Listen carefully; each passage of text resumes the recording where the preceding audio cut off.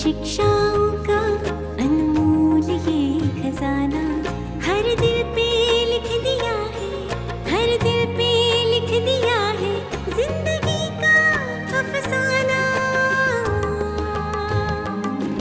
अमूल्य रतन, अमूल्य रतन, अमूल्य रतन।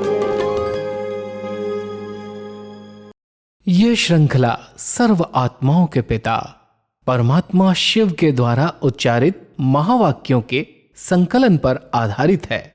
ओम शांति। कॉडलीवुड स्टूडियो द्वारा प्रस्तुत अमूल्य रत्न में आप सभी का हार्दिक स्वागत है। कहते हैं संसार उस चमन की तरह है जहाँ हर मोड़ पर खुशबू बदलती है, और इस चमन का बागवान है स्वयं परम पिता परमात्मा, जो अपने प्रत्येक फूल को खुशबूदार और खूबसूरत बनाने के लिए प्रतिदिन प्रकाश से व रूहानी खाद से इसे सींचता है। रूहानी गुलशन के फूलों के रंग, रूप व खुशबू का आधार क्या है, आज हम ईश्वरीय महावाक्यों द्वारा समझेंगे। और इन महावाक्यों के स्पष्टीकरण के लिए हमारे मध्य हैं प्रजापिता ब्रह्मा कुमारिस ईश्वरीय विश्वविद्यालय के वरिष्ठ राजयोगी शिक्षक आदरणीय राजू भाई साहब। भाई साहब, आपका आज के एपिसोड में बहुत बहुत स्वागत है। ओम शांति। तो सब आज हम बात करेंगे 12 मार्च 1982 के महावाक्यों पर, जिसका टॉपिक है चैतन्य पुष्पों में रंग, रूप, खुशबू का आधार। परमात्मा कहते हैं कि ऐसा रूहानी बगीचा, रूहानी खुशबूदार फूलों की रौनक और किसी भी समय मिल नहीं सकती। चाहे कितना भी नामी ग्रामी बगीचा हो, लेकिन इस बगीचे के आगे वो बगीचे क्या अनुभव होंगे। यह हीरे तुल्य, वो कौड़ी तुल्य। ऐसे चैतन्य ईश्वरीय बगीचे का रूहानी पुष्प हो, ऐसा नशा रहता है जैसे परमात्मा हर एक फूल के रंग, रूप और खुशबू तीनों को देखते हैं। ऐसे अपने रंग, रूप और खुशबू को जानते हो। पर सब इस रूहानी बगीचे को थोड़ा सा विस्तार से समझाएं।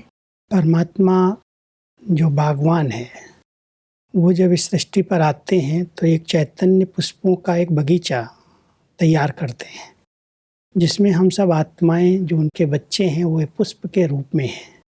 तो परमात्मा अपने इस बगीचे में, इस रूहानी परिवार के बीच में इसको बगीचे की संज्ञा दे रहे हैं। जैसे बगीचे में भिन्न भिन्न वैरायटी फूल होते हैं, उनका रंग, रूप, खुशबू सब अलग अलग होता है, ऐसे ही इस परिवार के अंदर भी जो बहुत सुंदर बगीचे की तरह है, इसमें हर एक फूल की खुशबू अलग है, रंग अलग है, रूप अलग है।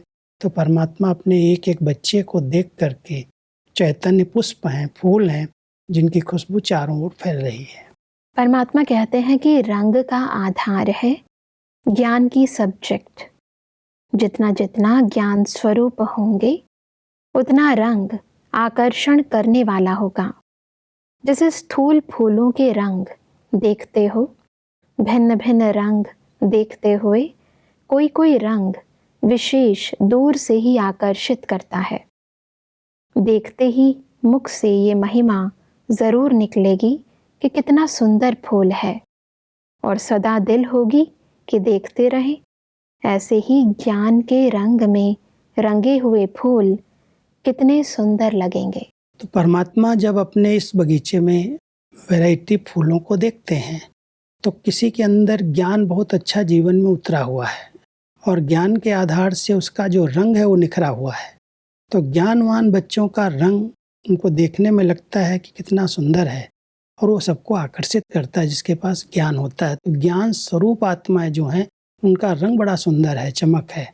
तो परमात्मा रंग, रूप और सुगंध, ये तीनों चीज़ें तीन गुणों के आधार से, तीन विषय जो हमारे पढ़ाई के हैं, ज्ञान, योग, धारणा और सेवा, ये चारों ही इस बगीचे के अंदर परमात्मा किस रूप में देख रहे हैं उसका वर्णन कर रहे हैं। तो रंग है ज्ञान का, रूप जितना हम परमात्मा की याद में रहते हैं तो रूहानियत जीवन के अंदर आती जाती है, तो रूप सुंदर होता जाता है। और खुशबू जितनी हमारे दिव्य गुणों की बढ़ती जाती है, वो खुशबू चारों तरफ से फैलने लगती है। धारणाओं के आधार से खुशबू फैलती है। योग के आधार से रूप दिखाई देता है, और जो ज्ञानवान आत्मा है उनका रंग बड़ा सुंदर होता है। और जब खुशबू फैलती है तो सेवा नेचुरल अपने आप होती है। और इसीलिए परमात्मा ने कहा कि ऐसे ही रूप और खुशबू का आधार है याद और दिव्य गुण मूर्त। सिर्फ रंग हो और रूप ना हो तो भी आकर्षण नहीं होगी, और रंग रूप हो लेकिन खुशबू ना हो तो भी आकर्षित नहीं करेंगे। कहा जाता है यह नकली है, यह असली है। सिर्फ रंग रूप वाले पुष्प डेकोरेशन के लिए ज़्यादा काम आते हैं, लेकिन खुशबूदार पुष्प मानव अपने समीप रखेंगे। खुशबूदार पुष्प सदा ही स्वतः ही सेवा का स्वरूप है। आजकल कई ऐसे वैरायटी फूल निकले हैं, बगीचे के अंदर जाओ, रंग रूप इतना अच्छा होता है तो बहुत आकर्षित करता है, सब उसके समीप जाना चाहते हैं, लेकिन खुशबू जरा भी नहीं होती।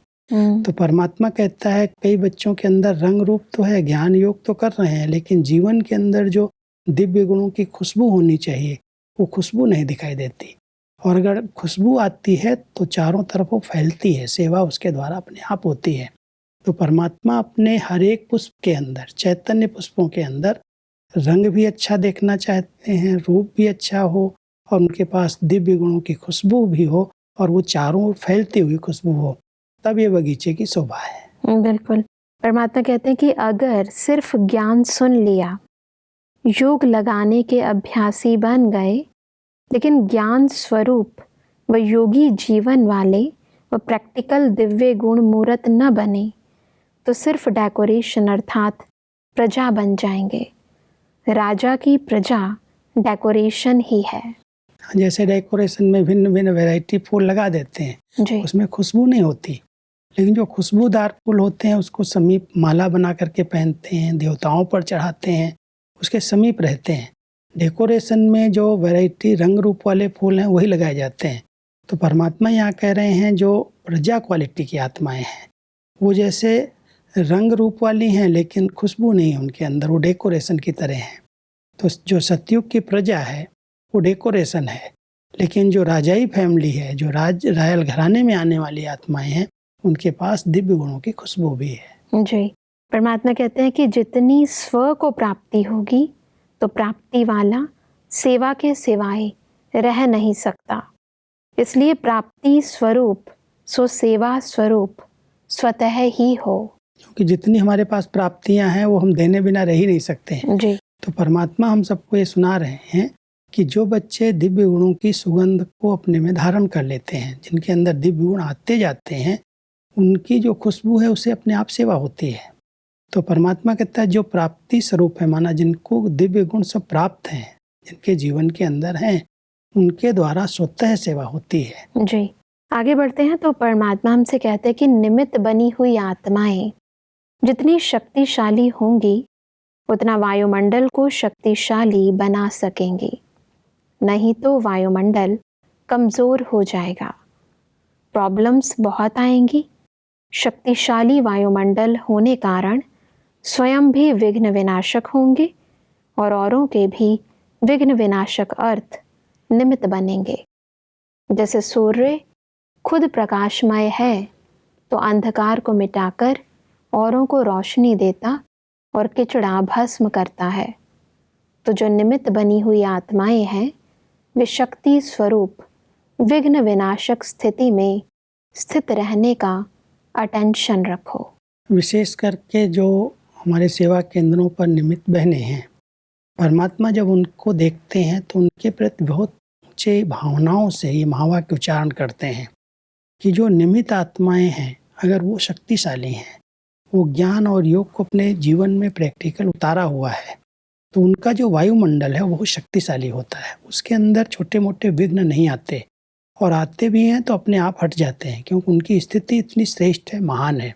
परमात्मा बहुत अच्छा उदाहरण दे के बता रहे हैं कि जैसे सूर्य जब आता है, निकलता है, तो सूर्य का प्रकाश फैलता है और साथ साथ जितना उसका तेज होता है उतना किचड़ा अपने आप समाप्त हो जाता है, गंदगी दूर हो जाती है।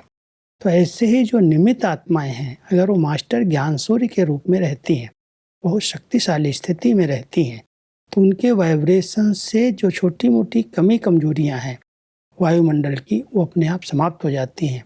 इसलिए वो आत्माएं विघ्न विनाशक बन जाती हैं। तो निमित्त आत्मा को बहुत अटेंशन दे करके अपनी बहुत ऊंची स्थिति बनानी है जी। छोटी छोटी बातों के प्रभाव में नहीं आना है। कोई कुछ भी कर रहा है उसको न देख करके मैं अपनी अच्छी ऊंची स्थिति अगर बना लूँगा तो हमारे वायुमंडल से, हमारे वाइब्रेशन से कमज़ोर आत्माएं अपने आप परिवर्तन हो जाएंगी। अक्सर देखा जाता है भाई साहब, जो निमित्त हैं यानी जो सीनियर्स होते हैं उनके ऊपर बहुत सारी जवाबदारी होती है और बहुत सारे भाई बहनें उनके साथ सेवा में सहयोगी होते हैं। तो ऐसे में अक्सर उनके ऊपर जिम्मेवारी के कारण उनका जो पुरुषार्थ है वो इतना ज़्यादा नहीं हो पाता। एक विधि अपनानी चाहिए। बाबा ने भी अपनाई, बड़ों ने हमारे जो बने हैं सीनियर्स रहे हैं उन्होंने एक विधि अपनाई। सारी जवाबदारियां अपने ऊपर लेकर के नहीं बैठते, भले जवाबदार हैं लेकिन जो जिस प्रकार से योग्य हैं उनको अपने समान बनाते हैं और वो जवाबदारियां जैसे सेवाएं बांट देते हैं। अगर सेवाएं बट जाती हैं तो हर एक ही आत्मा के ऊपर सब जवाबदारी का बोझ नहीं रहता। कई हैं जो जैसे बुजुर्ग होते हैं ना, घरों में बड़े होते हैं तो सब समझते हैं मैं सब चीज़ों का जवाबदार हूँ, वो भी टेंशन में रहते हैं, बहुत दुखी होकर परेशान होते रहते हैं। लेकिन अगर वो अपने बच्चों को, अपने परिवार के सभी सदस्यों को कोई ना कोई ड्यूटी बांट देते हैं कि ये जवाबदारी आपकी है, ऐसे ही जो इस विधि को समझते हैं, हमारे निमित्त टीचर्स बहनें जो बड़ी हैं, जो जवाबदार हैं, अगर वो कहती है मेरे पर इतनी जवाबदारियां, मुझे योग करने का, मेरी अपनी स्थिति बनाने का समय ही नहीं है, माना उन्होंने अपनी जवाबदारियों को बांटा नहीं है जी। कोई हैं जिनको जिस प्रकार की योग्यताएं हैं, जो उनकी कलाएं हैं, मानो कोई भोजन बनाने में प्रवीण है, कोई सफाई में प्रवीण है, कोई कोर्स करा सकता है, कोई भाषण कर सकता है। जो हमारे सेंटर्स की रूटीन्स हैं, जो हमारी सेवाएं हैं, उनको अगर हम बांट देते हैं हर एक योग्यता के आधार से तो हम खुद हल्के रह सकते हैं। और अगर हम ही सब समझें हमको ही हर जगह पर जाना है, हमें ही सब कुछ करना है, तो ऐसी जवाबदार आत्माओं के पास तो समय कहाँ रहेगा। इसलिए जवाबदारियों में भी समझ करके चलना है कि हमें सबको सेवाएं बांट करके अपने को हल्का रखना है, ध्यान रखना है, लेकिन ज़्यादा टेंशन लेने की ज़रूरत नहीं है। क्योंकि अगर हम किसी पर फेथ रखेंगे तो फेथ रखते रखते वो अपने आप कर लेगा। अगर हम विश्वास ही नहीं रखते हैं कि नहीं इसको देंगे तो बिगाड़ देगा, तो फिर वो धीरे धीरे किनारा कर लेगा। कुछ तो देना पड़े, कभी कुछ नुकसान भी करेगा लेकिन धीरे धीरे सीख जाएगा। तो ऐसी भावना रख करके हर एक को सहयोगी बनाएं और सहयोगी बना लेंगे तो हल्के रहेंगे। दिल बड़ी रखनी पड़ेगी, दिल बड़ी रखें और हल्के रहें। परमात्मा इसलिए कहते हैं कि सिर्फ स्वयं प्रति नहीं, स्टॉक भी जमा हो जो औरों को भी विघ्न विनाशक बना सको। अभी सदा यही स्मृति स्वरूप बनकर रहना है कि मैं मास्टर ज्ञान सूर्य हूँ, स्वयं भी प्रकाश स्वरूप और औरों का भी अंधकार मिटाना है। वैसे आगे बढ़ते हैं तो परमात्मा डबल विदेशी बच्चों के एक प्रश्न का उत्तर देते हुए कहते हैं, प्रश्न है कि हमें डबल सर्विस ईश्वरीय सेवा के साथ नौकरी के लिए क्यों कहा जाता है। तो इसका उत्तर परमात्मा देते हैं कि समय कम है और प्राप्ति करने चाहते हो सबसे ज़्यादा। इसके कारण तन भी लगे, मन लगे और धन भी लगे, इसलिए तीनों प्रकार की सर्विस करनी पड़े। थोड़े समय में आपका तीनों प्रकार का लाभ जमा होता है क्योंकि धन की भी मार्क्स है, वह मार्क्स जमा होने कारण नंबर आगे ले लेते हो। क्योंकि विदेश की सिस्टम और भारत की सिस्टम में थोड़ा सा अंतर है जी। भारत के अंदर वैसे भी बहनों को नौकरी के लिए नहीं कहा जाता है घरों में, और विदेश के अंदर हर एक कमाता है, हर एक नौकरी करता है। और वहाँ की जो सेवाएं हैं वो भी अधिकतर हमने देखा है सैटरडे संडे ही सेंटर्स पर लोग आते हैं, सारा टाइम फुल बिजी रहते हैं। तो परमात्मा हम सबको कह रहे हैं समय कम है, तन मन धन भी आपका सफल हो, सब कुछ लगे, और साथ साथ अगर आप फ्री रहेंगे तो क्या करेंगे। मान लो 5 दिन आपके पास कोई स्टूडेंट्स नहीं आ रहे हैं और आप घर में बैठे हैं, नौकरी भी नहीं कर रहे हैं, तो आप बोर होंगे, क्या करेंगे आप। इसलिए समय भी सफल होगा। इसलिए विदेश की सिस्टम के अनुसार विदेशी बहनों को, भाई तो करते ही नौकरी, बहनों को भी कहा जाता है कि अगर आप कमाएंगे, कुछ नौकरी करेंगे तो खुद बिजी भी रहेंगे और आपको जो धन प्राप्त होगा उससे सेवा के अंदर निर्विघ्न चलेगा। जी। भारत के अंदर कुमारियों को कहा जाता है कि तुम्हें नौकरी नहीं करनी है, समर्पित होकर के रहो, संपूर्ण रीति से बाबा की सेवा, क्योंकि यहाँ पर 24 घंटे सेवाएं हैं। यहाँ सैटरडे संडे की बात नहीं है, रोज स्टूडेंट्स आते हैं, रोज कोर्स करने वाले आते हैं और बहुत बिजी रहती हैं बहनें। तो बिजी हैं, अगर वो नौकरी करेंगी तो ये सेवाएं छूट जाएंगी जी। तो अगर वो विदेश में रह करके भी फुल बिजी 7 दिन रह सकते हैं, फुल सप्ताह, तो उनको भी छुट्टी मिल जाती है, नौकरी करने की जरूरत नहीं पड़ती। लेकिन जब फ्री हैं और कर सकते हैं, समर्थी है और विदेश की सिस्टम के अनुसार हर एक को कमाना है, कुछ न कुछ करना है, तो इसके लिए ये नियम बनाया गया है। जी।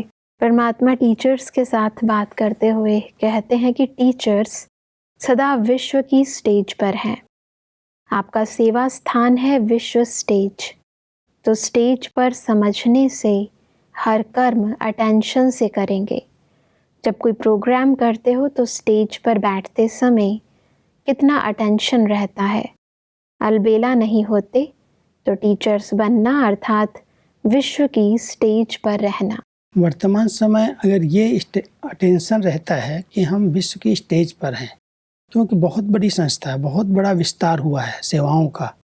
एक भी व्यक्ति अगर कुछ भी नीचे ऊपर करता है, कोई भी ईश्वरीय नियम मर्यादा का उल्लंघन करता है, और विशेष करके जो इस विद्यालय के समर्पित भाई बहनें हैं, टीचर्स हैं या भाई हैं, अगर उनके द्वारा कोई गलती होती है तो लोगों को उसी समय आवाज़ उठने का चांस है।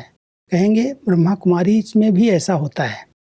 तो परमात्मा कहते हैं कि आप सब विश्व की स्टेज पर हो, ऊंची स्टेज पर हो, इसलिए हर संकल्प पर, बोल पर, कर्म पर, हर ईश्वरीय नियम और मर्यादा पर बहुत ध्यान देना है, क्योंकि आपके ऊपर सबकी नज़र है। वैसे भी जब स्टेज पर कोई पार्ट बजाने वाले हीरो हीरोइन एक्टर्स होते हैं, उनका अपने हर एक्ट पर अटेंशन रहता है, कोई भी नीचे ऊपर काम न हो जो लोगों के अंदर आए कि ये भी ऐसे कर रहा है। तो परमात्मा हम सबको कहते हैं, जो निमित्त हैं, जो टीचर्स हैं, विशेष करके समर्पित हैं, उन सबको अपनी वाणी पर, अपने संकल्प पर, अपने कर्म पर, अपने चरित्र पर, अपने व्यवहार पर बहुत अटेंशन देना है, क्योंकि पूरे विश्व की नज़र हमारे ऊपर है। हम एक बहुत बड़ी ऊंची स्टेज पर जैसे पार्ट बजा रहे हैं। बिल्कुल। तो सब आगे बढ़ते हैं तो परमात्मा से एक प्रश्न सभी करते हैं कि कई निश्चय बुद्धि 4-5 साल चलने के बाद चले गए, यह लहर क्यों? इस लहर को कैसे समाप्त करें? तो इसका उत्तर परमात्मा देते हैं कि जाने का विशेष कारण सेवा में बहुत बिजी रहते हैं, लेकिन सेवा और स्व का बैलेंस खो देते हैं। तो जो अच्छे अच्छे बच्चे रुक जाते हैं, उन्हों का एक तो यह कारण होता और दूसरा उन्हों का कोई विशेष संस्कार ऐसा होता है जो शुरू से ही उसमें कमज़ोर होते हैं, लेकिन उसे छिपाते हैं, युद्ध करते रहते हैं अपने आप से। परमात्मा को वह निमित्त बनी हुई आत्माओं को अपनी कमज़ोरी स्पष्ट सुनाकर उसे खत्म नहीं करते। छिपाने के कारण वह बीमारी अंदर ही अंदर विकराल रूप लेती जाती है और आगे बढ़ने का अनुभव नहीं होता, फिर दिल शिकस्त हो छोड़ देते हैं।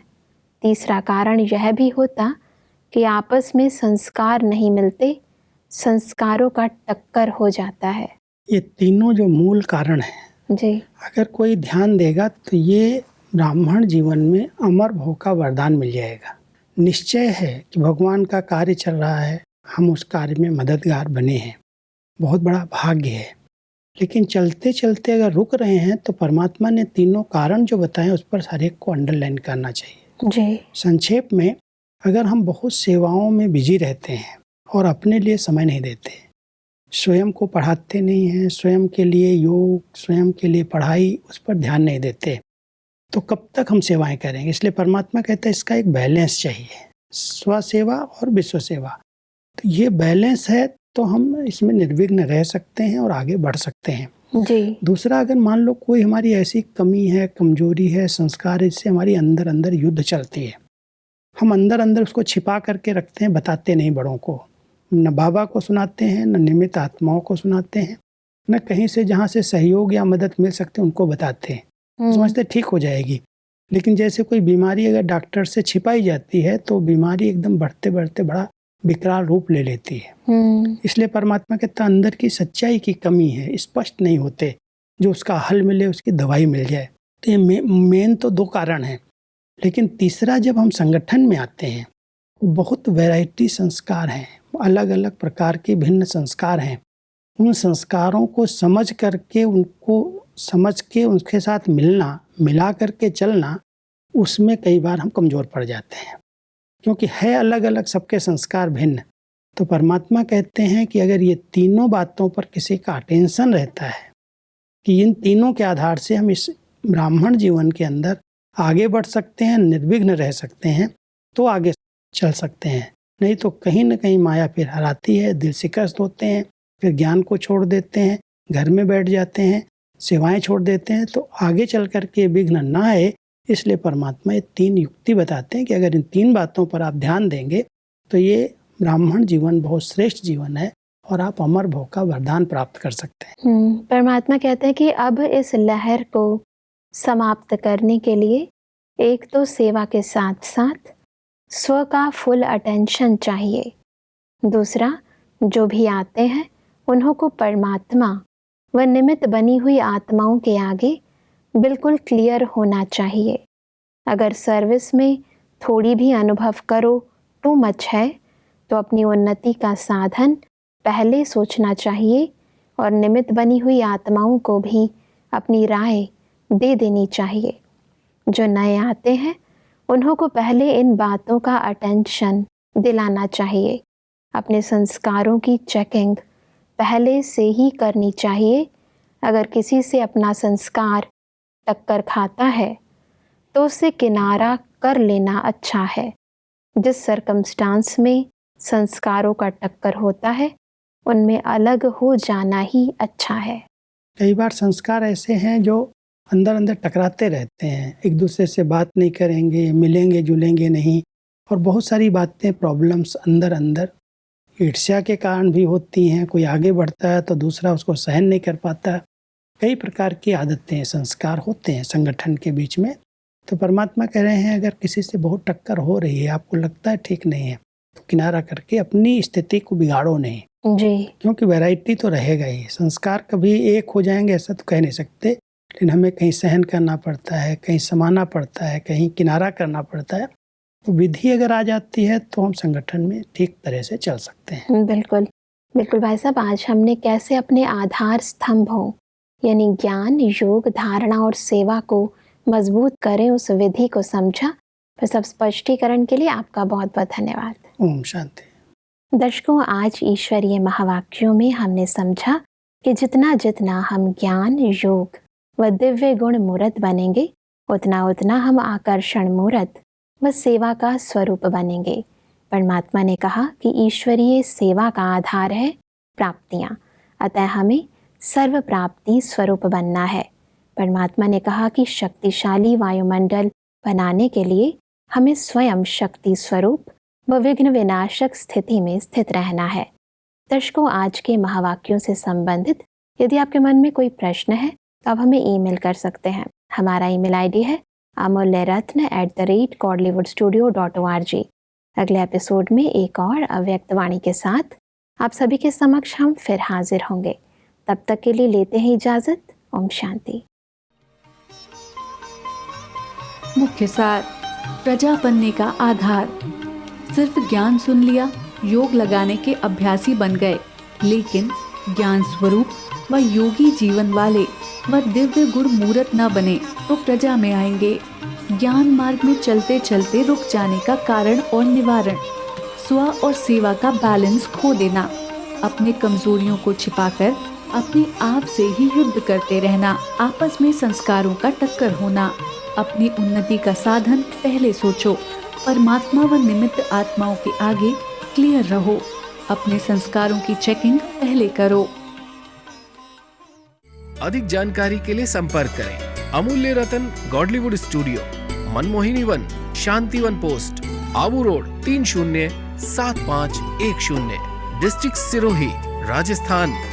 ईमेल आईडी है amulyaratn@godlywoodstudio.org।